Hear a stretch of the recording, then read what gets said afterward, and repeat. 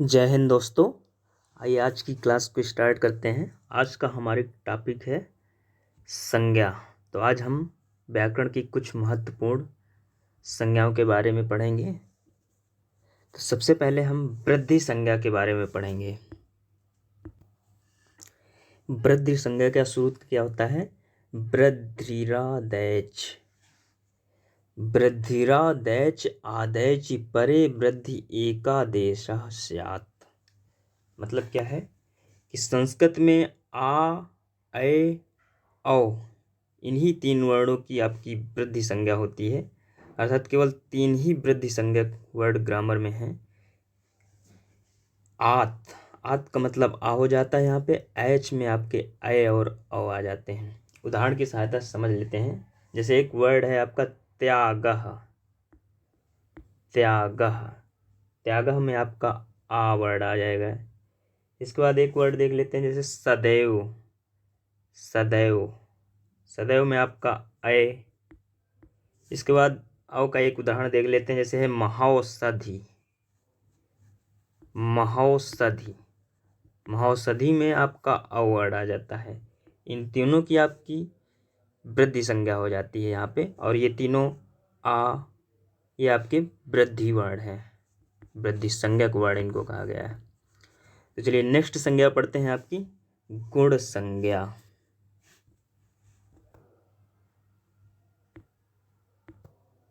अगला है दोस्तों हमारा टी संज्ञा। टी संज्ञा का सूत्र क्या होता है? अचोन्त्यादि टी। अचह प्लस अंत्यादि प्लस टी। मतलब किसी भी शब्द में विद्यमान अंतिम स्वर की टी संज्ञा हो जाती है। जैसे उदाहरण समझ लेते हैं, रमेशः, सह आ, रा आ मा ए सा और लास्ट में ये आपका स्वर आ गया आ। तो यहाँ पे आ की आपकी हो जाएगी टी संज्ञा। इसी तरह से यदि किसी शब्द के अंत में अंतिम वर्ण स्वर के बजाय व्यंजन आ जाए तो वहाँ पे अंतिम स्वर के सहित उस व्यंजन की भी टी संज्ञा हो जाती है। जैसे यहाँ पे आप देख लेते हैं, मनस। मनस में मा आ ना आ सा, इसमें आपके व्यंजन वर्ड के पहले आपका स्वर आया है, फिर भी यहाँ पे टी संज्ञा हो जाएगी। एक और उदाहरण देख लेते हैं, जैसे आपका आ जाएगा राजन। राजन में आपका आ जाएगा अन। इस वर्ण में भी आपकी टी संज्ञा हो जाएगी। जैसे एक उदाहरण देख लेते हैं, राम। ये आपका स्वर का उदाहरण है, मा प्लस आ, इसमें आपका आ गया तो भी यहाँ पे टी संज्ञा हो जाएगी। बात करते हैं अब संयोग संज्ञा की। संयोग संज्ञा का सूत्र क्या होता है? हलो अनंतरा संयोगः।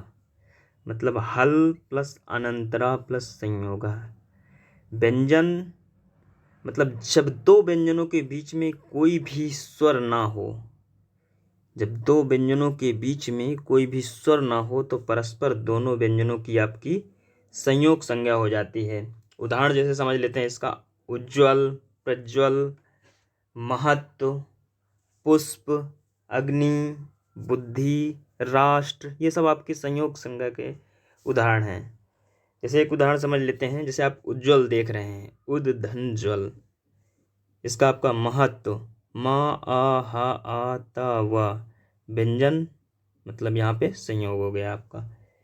नेक्स्ट एक उदाहरण देख लेते हैं, जैसे पुष्प। पुष्प में आपका हो जाएगा ख प्लस पा, यहाँ पे भी आपका संयोग है। नेक्स्ट आपकी देख लेते हैं एक अग्नि। अग्नि, अग्नि में आपका हो जाएगा गा और ना, यहाँ भी आपकी संयोग संज्ञा हो जाएगी।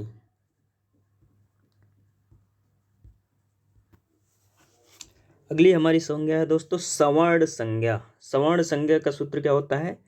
तुल्यास्य प्रयत्नम सवर्णम।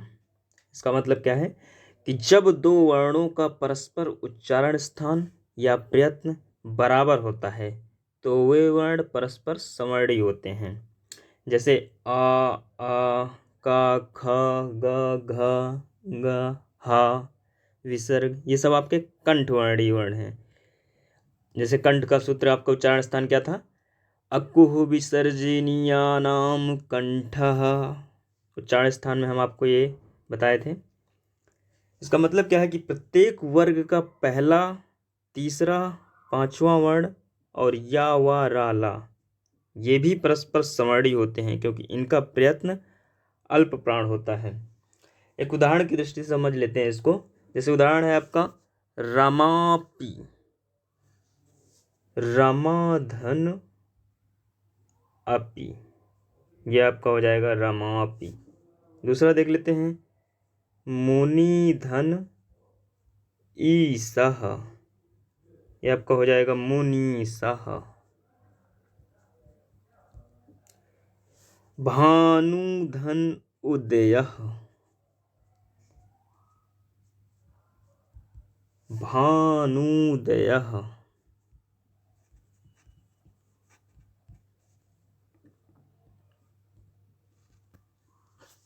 अगली संज्ञा दोस्तों देख लेते हैं प्रग्रह संज्ञा। इसका सूत्र क्या होता है, इदु देद द्विवचनम प्रगृह्यम, मतलब ईत उत एत द्विवचनम प्रगृह्यम, मतलब ई उ ए द्विवचन के रूप जहाँ भी आए वहाँ पे आपके प्रगृही संज्ञा हो जाती है। जिन पदों के अंत में ई उ ए हो और द्विवचन का रूप भी हो, ऐसे पदों की प्रगृही संज्ञा हो जाती है। जैसे देख लेते हैं रूप किस तरह से चलते हैं, हरि हरि हरयः, भानु भानु भानवः, रमा रमे रमा। तो इसमें आपके जो वर्ड हैं हरि भानु रमे, इसमें आपका द्विवचन के ये सब रूप हैं। उदाहरण की दृष्टि से समझ लेते हैं। जैसे आपका हो जाएगा हरि एतौ, हरि एतौ, इसमें आपका हरि वर्ड द्विवचन है। जैसे आ जाएगा विष्णु इमौ, विष्णु इमौ, इसमें आपका इमौ जो है द्विवचन है गया। इसके बाद है वायु इति, वायु इति, इसमें आपका वायु वर्ड में द्विवचन है। तो इस तरह से हम लोग समझ जाएंगे कि यहाँ पे जैसे ही द्विवचन आएगा तो वहाँ पे प्रगृही संज्ञा हो जाएगी। अगली संज्ञा है दोस्तों आपकी निष्ठा संज्ञा, बहुत ही आसान संज्ञा है।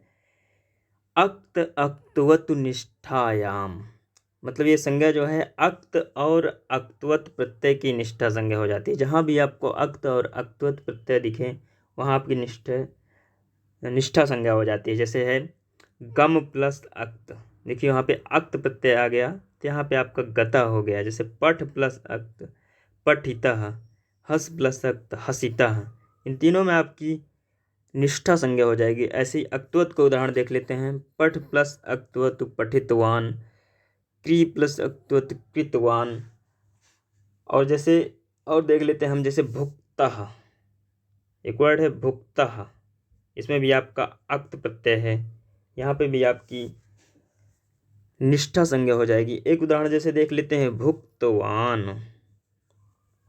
भुक्तवान, इसमें आपकी अक्तवतु संज्ञा है, अक्तवतु प्रत्यय है, निष्ठा संज्ञा हो जाएगी यहाँ पे। तो इस तरह से जैसे ही अक्त या अक्तवतु प्रत्यय आए तो आप समझ जाइए कि यहाँ पे निष्ठा संज्ञा है। अगली संज्ञा है दोस्तों हमारी संप्रसारण संज्ञा। इसका सूत्र क्या है, इगणः संप्रसारण, इकयणः संप्रसारणम, मतलब जब यण के स्थान पर आपका इक हो जाए, यण के स्थान पर आपका इक हो जाए तो उसे ही आपका संप्रसारण संज्ञा कहते हैं। जैसे यण वर्ण क्या है, या वा रा ला, ये आपके यण वर्ण है।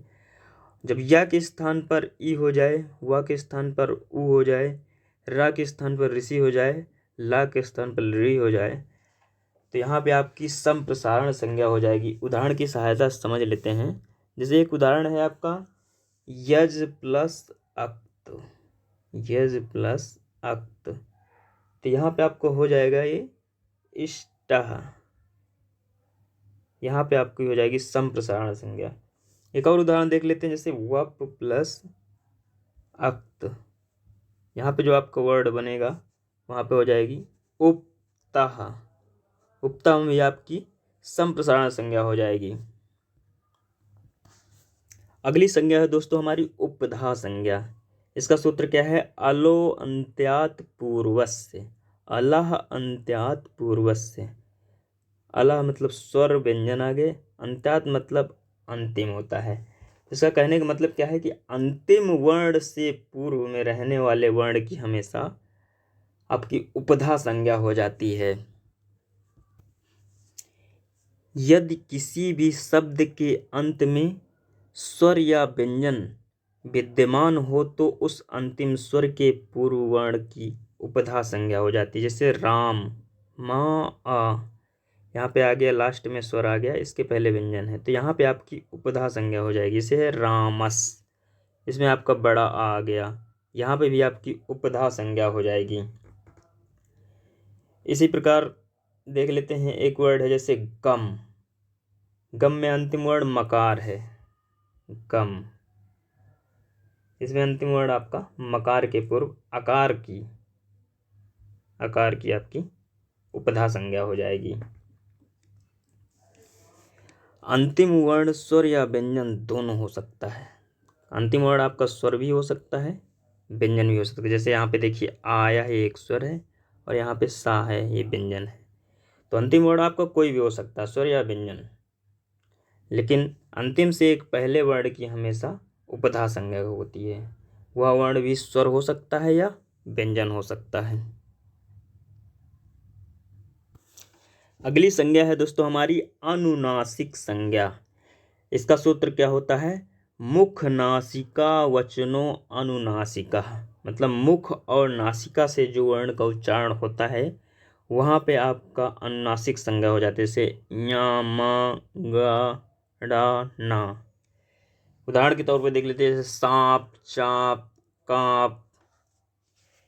मतलब कहने का जिन वर्णों का उच्चारण मुख और नासिका दोनों से होता है ऐसे वर्णों को अनुनासिक संज्ञा हो जाती है। अनुनासिक वर्णों की संख्या आपकी 5 होती है। ये पांचों आपके अनुनासिक वर्ण होते हैं। जैसे उदाहरण के तौर पे आप समझ लेंगे, आप नहीं, यहाँ पे सांप, कांप और चाप।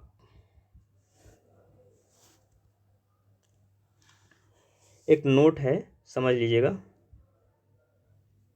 नोट में क्या है कि जो वर्ण नासिका के साथ नहीं बोले जाते उन्हें कहा जाता है अननुनासिक।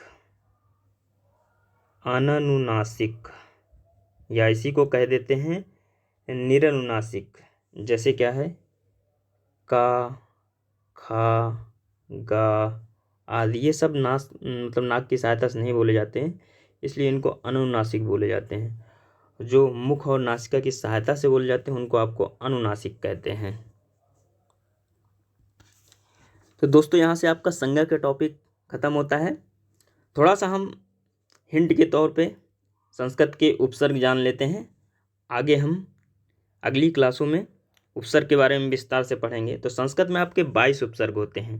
कौन कौन से उपसर्ग होते हैं आप मेरे साथ उच्चारण करिएगा और इन्हें भी याद कर लीजिएगा, काफ़ी महत्वपूर्ण है ये।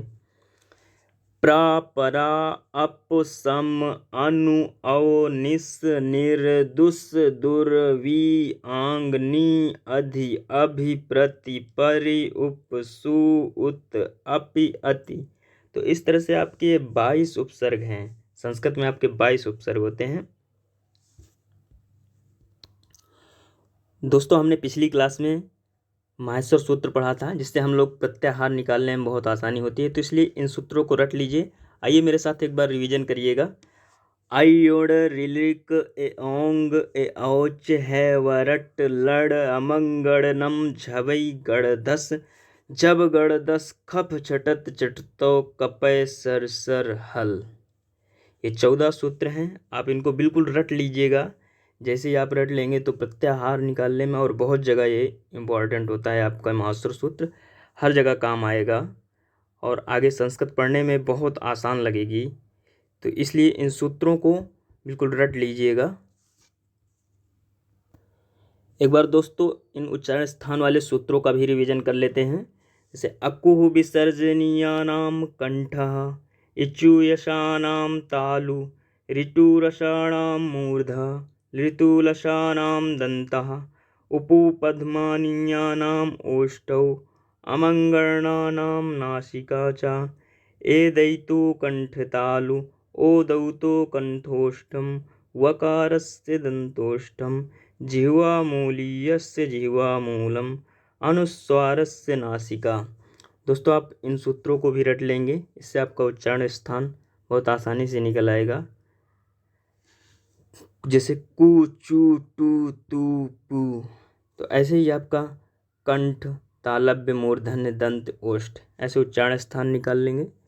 तो दोस्तों मैंने रिवीजन करवा दिया आपका उच्चारण स्थान और प्रत्याहार निकालने का। इन सूत्रों को आप जरूर रट लीजिएगा। तो दोस्तों आज की क्लास को हम यहीं समाप्त करते हैं और हमारी अगली क्लास होगी संधि की, व्याकरण की दृष्टि से और आपकी संस्कृत की दृष्टि से बहुत इम्पोर्टेंट टॉपिक है।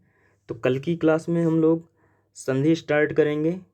आप हमारे साथ जुड़े रहिए, हमारी क्लास को वॉच करिए, कंटिन्यू बने रहिए। हमारे साथ जुड़ने के लिए हमारे चैनल को सब्सक्राइब करिए, दोस्तों तक शेयर करिए। धन्यवाद।